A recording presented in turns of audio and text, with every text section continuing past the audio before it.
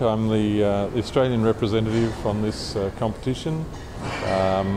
I've been involved for 3 years, so this is my 3rd year. The previous 2 years, of course, the competition was the Tri-Nations Wine Challenge, and now it's the Five Nations Wine Challenge. The competition itself is quite a significant one, I think. Why have Five Nations Wine Challenge? I suppose it's a reasonable question. Originally it grew out of the 3 nations who play the rugby challenge every year, the Tri-Nations Rugby Challenge. So the connection with wine was pretty tenuous, you'd have to say. But it's gained a life of its own. It has nothing to do with football.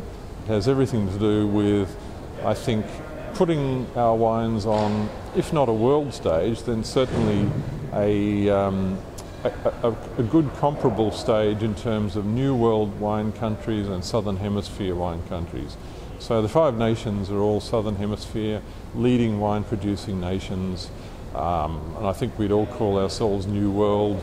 I think some of them say they're old New World wines from Old World countries or something like that, but I think technically speaking we're all fairly new countries in terms of wine production, and therefore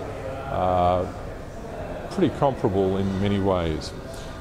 We tend to grow similar grape varieties. There are many areas of common ground.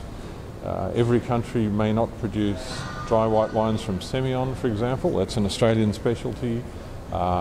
Every country may not excel at dry reds from Malbec, for example. That's an Argentinian specialty. But there are many meeting points. We all produce Chardonnay, we all produce Shiraz, Cabernet Sauvignon, various types of blended reds and blended whites.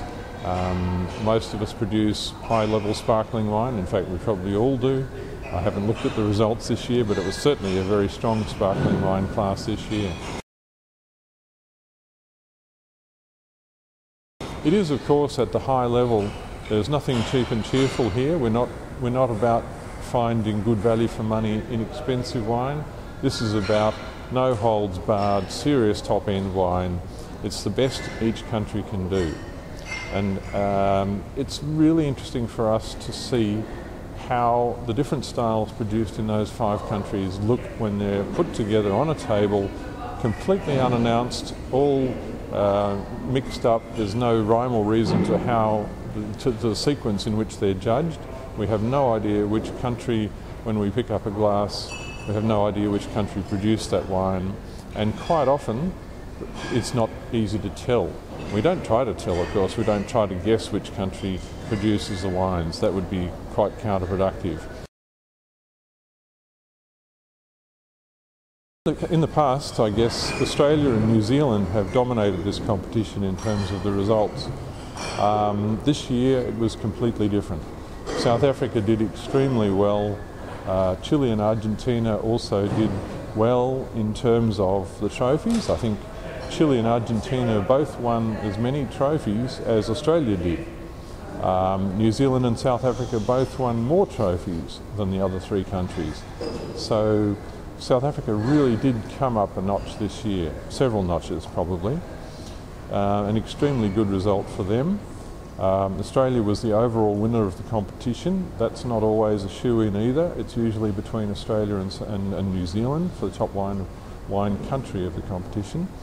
I think that New Zealand has certainly done extremely well, but it's amazing really. New Zealand is a small country with its industry is probably, I can't remember the exact numbers, but 1/5 the size of Australia's, I forget now, but it's a small country comparatively, but they really do punch above their weight and they do extremely well in this competition.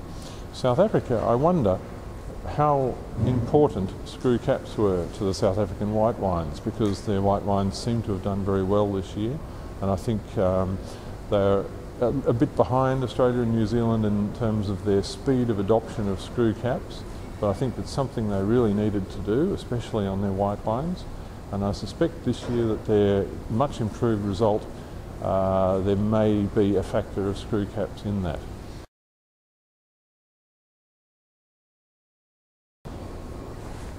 Who's going to win the rugby? Which rugby? What's rugby?